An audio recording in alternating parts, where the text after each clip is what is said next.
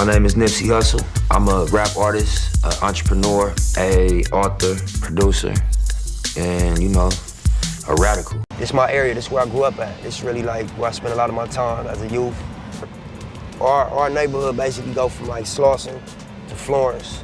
A lot of people got killed out here on these streets. Came into like being a teenager, and when I started getting doors closed on me, I just was like, well, I'm gonna do like everybody else and I'm gonna pop my trunk. I saw examples of it in different categories and felt automatically when I got to the age of wanting to become self-made or support my own ambitions. Ermias Joseph Askedom, the name alone carries weight. But in South Central Los Angeles, folks knew him by a name that echoed through the alleyways and corner blocks, Nipsey Hussle. From the jump, he wasn't just another kid trying to survive. He was a young visionary born in a city that tested you daily, raised in the Crenshaw district, surrounded by gang culture, poverty, police helicopters, and a whole lot of pressure. Nipsey's life could have gone 100 different ways, but even as a kid, you could see it. The hunger in his eyes, the purpose in his steps. He was destined for more. Nipsey was born on August 15, 1985, to an Eritrean immigrant father, Dawit Askedom, and an African-American mother, Angelique Smith. That dual heritage shaped him in ways most people never saw. On one side, he had the proud legacy of East Africa, the strength of a people who fought off colonizers and built a fierce sense of identity. On the other, he had the raw survival instincts of Black America, especially in a city where dreams died young. He always carried both sides with him, the pride, the pain, the potential. Crenshaw wasn't some Hollywood version of L.A. It wasn't palm trees and red carpets. It was concrete, cracked sidewalks, barbed wire fences, liquor stores on every block, and memorial candles flickering on street corners. Nip grew up surrounded by the Rollins 60s Crips, one of the most notorious sets in the city. But he didn't jump in just to be down. It was deeper than that. In the hood, gangs weren't always about violence. Sometimes they were about protection, identity, and brotherhood. Nipsey once said, "You don't choose this. You're born into it." That was the reality, and he never ran from it. But even while navigating that world, young Ermias had a curious mind. He wasn't just about street politics. He had vision. He was fascinated by technology, often taking apart computers and electronics just to figure out how they worked. While most kids his age were outside wilding, he was inside learning how to build and code. That tech interest stuck with him for life, but school couldn't hold him. He dropped out early, not because he wasn't smart, but because he saw the system wasn't built for kids like him. The classrooms weren't teaching survival. They weren't teaching how to build wealth or escape the cycle. So Nip hit the streets. And that's where the hustle began. He started cutting hair in the neighborhood for a little cash, then moved on to selling mixtapes, shirts, whatever he could flip. He watched how money moved, how people operated, and he soaked up game like a sponge. The streets were brutal, but they were his classroom. And Nipsey, he was a straight-A student in the hustle. Around 2002, Nipsey linked up with some homies and formed a group called the Slauson Boys. They weren't trying to be pop stars. This was grassroots. This was block music. They recorded in makeshift studios, sometimes sleeping in them overnight, just to chase that dream. Nipsey dropped his first solo mixtape in 2005, Slauson Boy Volume 1. The sound was raw, the bars were unpolished, but the message was there. It wasn't about having the hottest beat. It was about documenting life on the edge. He rapped about shootouts, betrayal, ambition, and staying solid. Folks in the city took notice. They weren't just hearing Nipsey, they were seeing themselves in him. That tape laid the groundwork for what came next, the Bullets Ain't Got No Name series. Volume 1, 2, and 3 started gaining traction in the underground scene. Nipsey wasn't looking for radio play or mainstream love.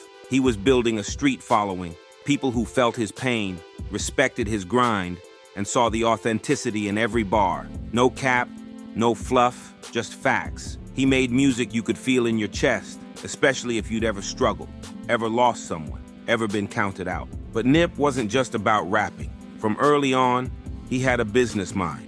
He realized that the industry was full of traps, 360 deals, fake contracts, vultures trying to exploit talent. So instead of waiting on a label to come save him, Nipsey created his own path. He printed up his own CDs, packaged them himself, and started selling them out of the trunk of his car. Sometimes outside barbershops, sometimes at bus stops, sometimes just pulling up to people on the street. That grind was real. That kind of hustle, that's something you can't fake. And the name Nipsey Hussle, that came from an old nickname he got from the homies who joked he was always selling something, like the comedian Nipsey Hussle, but with more drive and less jokes. The name stuck, and eventually it became legendary. Nipsey Hussle became a brand before it was even a brand. But even with some buzz, success wasn't instant. There were setbacks, arrests, money problems, label drama. He almost signed with a major label early on, but walked away when he realized they weren't offering ownership. He didn't want a check, he wanted control. That decision cost him some opportunities in the short term, but it set the tone for everything he built later. Nip always said, ownership is everything, and he lived that every day. In 2010, Nipsey launched his own label, All Money and No Money Out. That wasn't just a catchy name, it was a mantra. Keep the money in the circle, build from the ground up, don't let the outside world dictate your worth. He brought in his people, supported local talent, and reinvested everything. He wasn't chasing fame, he was chasing freedom. And he knew that to be free, you had to build your own house instead of renting someone else's. His look was just as iconic as his music. Braided hair, gold chains, Chuck Taylors, TMC sweatsuits. He stayed fresh, but never flashy. He wasn't trying to stunt, he was trying to represent. His tattoos told his story. From prolific to Slauson to God Will Rise, everything had meaning. You could read his skin like a scripture, and when he spoke, people listened. He had a calm, commanding energy, like someone who'd seen the worst and still believed in the best. By the time 2013 rolled around, Nipsey made a move that would change the music game forever. He dropped the Crenshaw mixtape and priced it at $100. That's right, $100 for a mixtape. People laughed at first, but Nip had a plan. He said, it's not about the price, it's about the value. And then Jay-Z bought 100 copies. That moment put Nipsey on the map for real. It wasn't about the music, it was about the mindset. He proved you could break the rules, rewrite the game, and still win if you stayed solid. The streets already knew Nip was different, but now the world was starting to catch on. He wasn't just another rapper from the hood. He was a thinker, a builder, a disruptor, someone who'd been through the fire and came out forged in gold. After years of grinding in the shadows, Nipsey Hussle wasn't just making music, he was building a legacy. This was the era where the world finally started catching up to the genius that Crenshaw had been seeing for over a decade. He had planted the seeds early. Now it was time to water them, watch them grow, and let them shake the industry. Nipsey wasn't chasing hype, he was moving with purpose. When Nipsey dropped Crenshaw in 2013 and charged $100 for a physical copy, people didn't understand the move at first. Some clowned him, others called it a scam. But Nip, he was playing chess while the rest of the game was stuck on checkers. He explained it straight. This wasn't about trying to get rich off one mixtape. It was about showing artists the power of perceived value. Nipsey said, it's about scarcity, it's about demand, it's about belief. And when Jay-Z bought 100 copies for $10,000 total, the streets and the boardrooms had no choice but to pay attention. That play alone set him apart from 99% of the rap game. He wasn't waiting for a record label's blessing. He was proving that independence could be profitable if you had the right product, the right mindset, and the right grind. Crenshaw wasn't a platinum hit in the traditional sense, but in the streets and in the business world, it went diamond. Nip had created his own economy, but he didn't stop there. The next year, he dropped Mailbox Money, and this time he really turned heads, selling limited edition copies for $1,000 each. Some people thought he was wild, but Nip explained the vision. This wasn't for everybody. It was for the people who believed in the movement, who wanted to support real ownership, not corporate crumbs. He made it clear, all money in, no outside handouts, no shortcuts. See, Nipsey understood brand value better than most artists twice his age. He didn't just make music, he built a whole brand identity. That's where the marathon came in. More than just a slogan, it was a philosophy, a lifestyle. The idea that life wasn't a quick sprint, it was a long, hard race. And you had to pace yourself, push through the setbacks, and never fold. That mentality became the core of everything he touched, from music to merch to movement. And the Marathon clothing store, that was the physical embodiment of his dream. In 2017, Nip opened it right on the corner of Crenshaw and Slauson, the same spot he used to hustle his mixtapes, the same streets that tried to eat him alive. But now, He owned it. He flipped the script. That wasn't just a store. That was HQ. That was his fortress, his monument. It sold more than clothes. It sold belief. Kids could walk in and see what ownership looked like, what elevation felt like. He designed the store to be smart, literally. It was a tech-integrated experience. You could scan tags, get exclusive content, listen to unreleased tracks. This was ahead of its time. Nip was merging fashion, music, and technology like nobody else in the rap game. He wanted his fans to feel like investors, not just consumers. He wasn't just selling you a hoodie. He was giving you access to the marathon movement. But Nipsey didn't keep the game to himself. He shared knowledge every chance he got, in interviews, in bars, in random conversations with fans. He read constantly, books on business, investing, real estate, tech. One of his favorite books, Contagious by Jonah Berger. That book gave him the framework for how he approached marketing and psychology. He wasn't just about rhymes, he was about research. He soaked up game from moguls like Master P, Dame Dash, and even outside of hip-hop, from Silicon Valley CEOs to local real estate developers. Speaking of real estate, Nipsey wasn't playing when it came to ownership. He bought the whole shopping plaza where his marathon store sat, with plans to develop it into a mixed-use complex. Housing, stores, workspaces, all black-owned, all rooted in his hood. He wasn't trying to leave the neighborhood. He was trying to transform it. Gentrification was creeping in. So he said, why can't we be the ones doing the buying? He teamed up with business partners and community leaders to invest in Crenshaw from the inside out. One of his proudest ventures, Vector 90. This was a co-working space and STEM hub in South L.A. created to bridge the gap between inner-city kids and the tech world. Nipsey knew firsthand that most kids in his neighborhood weren't getting exposed to tech, coding, or innovation, so he brought it to them. Vector 90 was about breaking the cycle, giving kids the tools to compete in the real world, not just the rap world. Nipsey always said, we didn't have resources, so we became resourceful. That's what Vector 90 represented. It wasn't about charity, it was about access, about equity, about showing young black minds that they didn't have to choose between basketball, rap, or the block, that they could become engineers, coders, architects, CEOs. And this wasn't just talk, it was real. He partnered with tech companies, got funding, and created real jobs, real internships. He was planting seeds that would grow long after his lifetime. While all this was happening, Nipsey was still making music, but on his own time, his own terms. He didn't flood the market with mixtapes or chase trends. He was strategic. He waited. And in 2018, the wait paid off. Victory Lap dropped, and it was a moment, a declaration. The name alone said it all. After years of grinding, losing, learning, and building, Nipsey was finally taking his lap around the track. But this wasn't a finish line.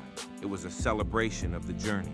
The album was sharp, polished, and full of gems. From the hard-hitting rap niggas to the motivational, grinding all my life, every song felt like a statement. On Dedication, featuring Kendrick Lamar, Nip laid out his vision for the community and why he kept pushing despite the odds. On Hustle and Motivate, he flipped a Jay-Z sample into an anthem for independence. Every verse was filled with game, experience, and insight. This wasn't party music. This was movement music. Soundtracks for entrepreneurs, visionaries, and anyone on a mission. Victory Lap got him his first Grammy nomination. Finally, the industry had to recognize what the streets had known for years. And yet, even with the newfound accolades, Nipsey stayed grounded. He was still in the same hood, still pulling up to the same block, still talking to the same folks. The money didn't change him. It just amplified his reach. He said it best himself. I'm not in it for clout. I'm in it to shake the system. And that's exactly what he was doing. Nipsey had become more than a rapper, more than a businessman. He was becoming a blueprint, a modern-day Malcolm with a mixtape, someone who made it out without selling out, and then came back to pull others with him. He redefined what success looked like in the rap world. It wasn't just about jewelry or Billboard charts. It was about ownership, impact, and longevity. And every move he made was about playing the long game. That's why the movement was called the marathon. Because Nip knew the race was long, he knew there'd be setbacks, but he also knew that real ones don't quit. They build, they grow, they keep running. This was the Nipsey Hussle that millions came to love, not just because of the music, but because of the message.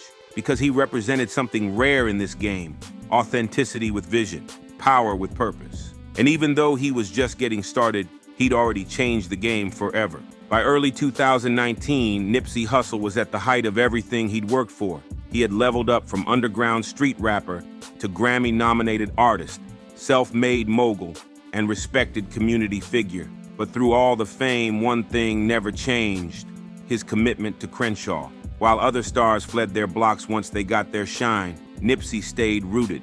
He believed in investing where you came from, not running away from it. He had a plan, not just for himself, but for the entire South Central community. Nipsey's whole movement was based on this idea: rebuild the neighborhood from within. In those final months before his death, he was quietly making some of the biggest plays of his life. He wasn't just buying property, he was planning an entire redevelopment of the Strip at Crenshaw and Slauson. He had already bought the plaza where the Marathon clothing store sat, but that was just phase one, his ultimate vision. A 100-unit residential complex, office spaces, retail stores, and a STEM center, all Black-owned, all right in the heart of the neighborhood that raised him.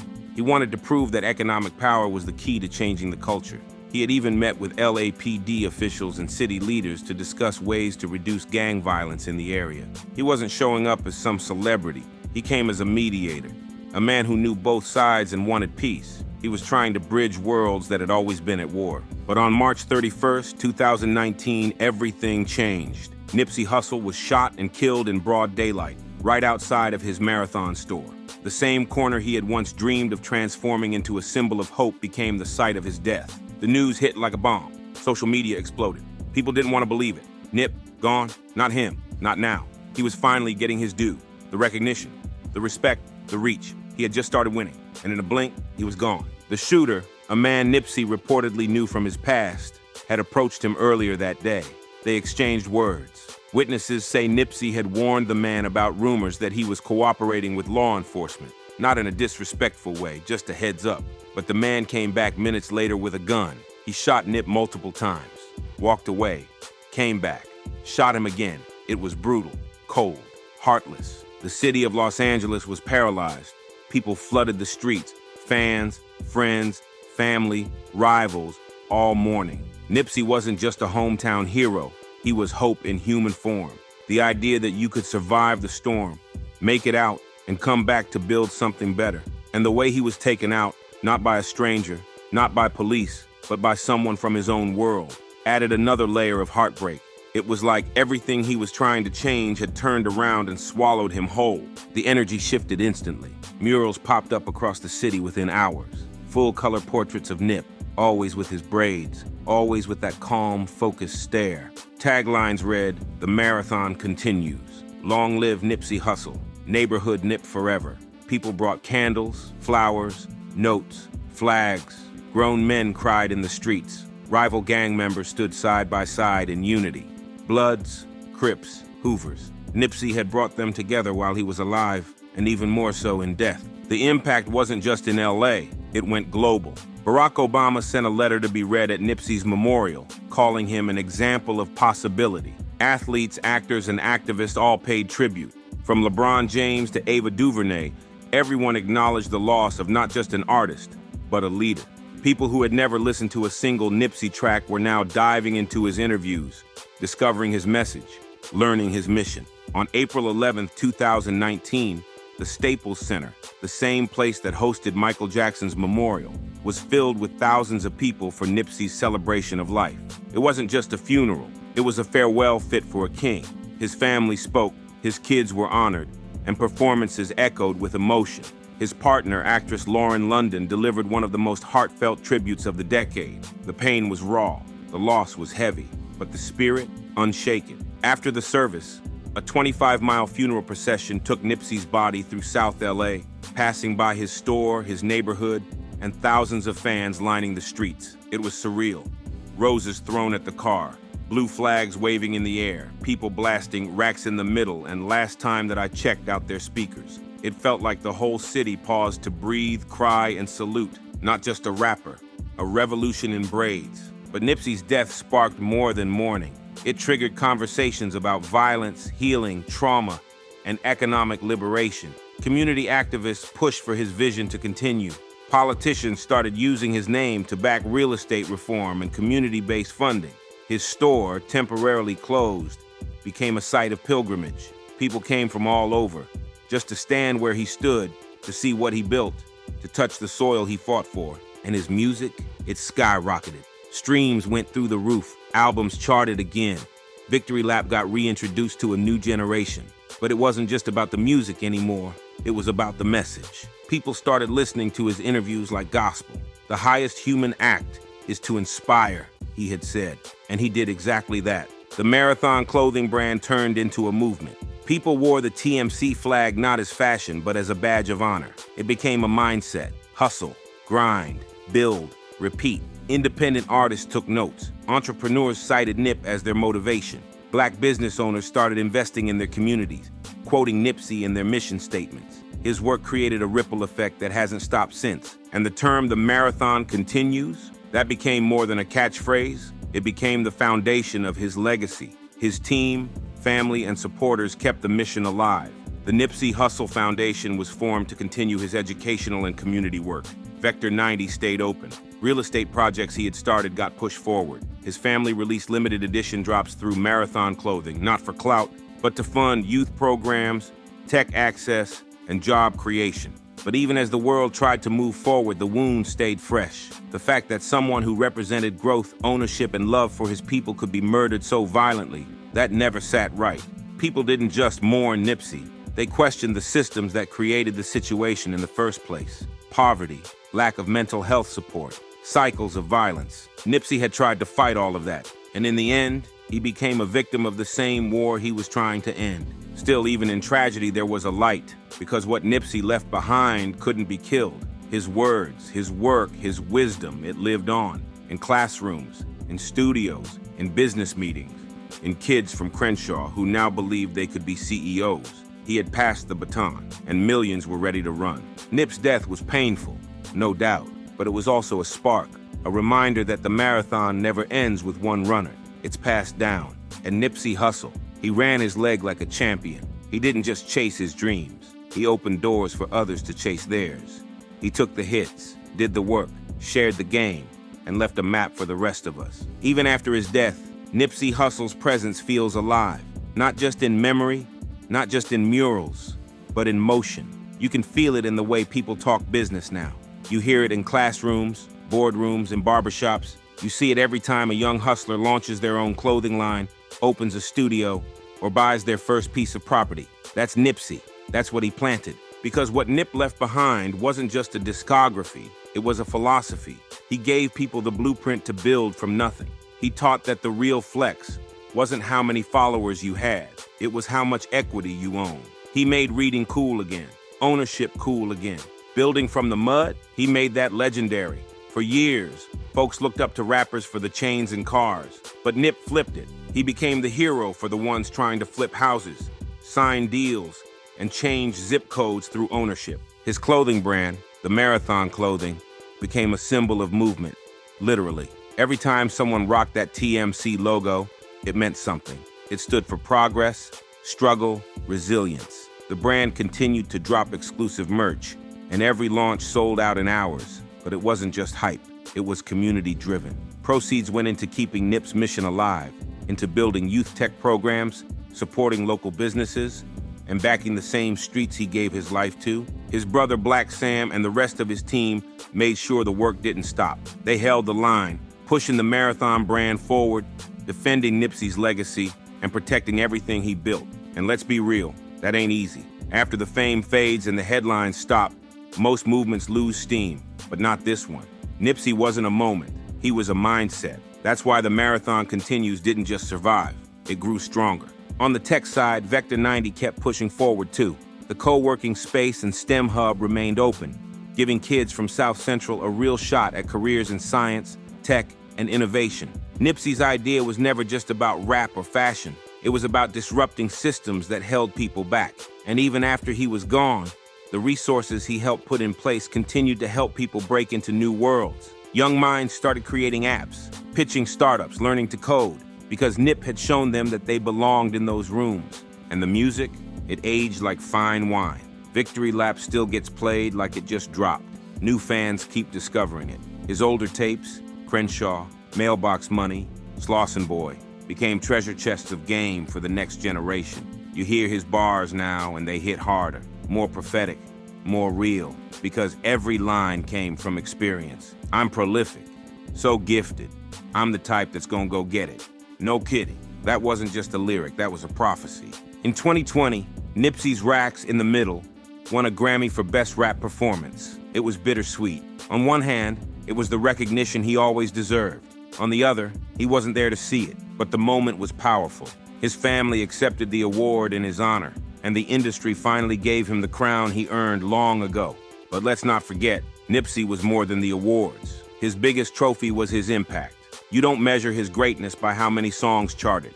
You measure it by how many people started businesses, read books, or went legit after hearing his words. Nipsey redefined what a street legend looked like. He wasn't a loudmouth flexer or a gimmick rapper. He was a strategist, a teacher, a motivator, and his influence reached beyond hip-hop. Community organizers, educators, tech developers, they all saw Nip as one of their own. He connected the block to the boardroom, the studio to the startup, the gang member to the genius. He built bridges where others built walls, and even in death, he continues to inspire change. Take a look at the real estate boom among young black entrepreneurs.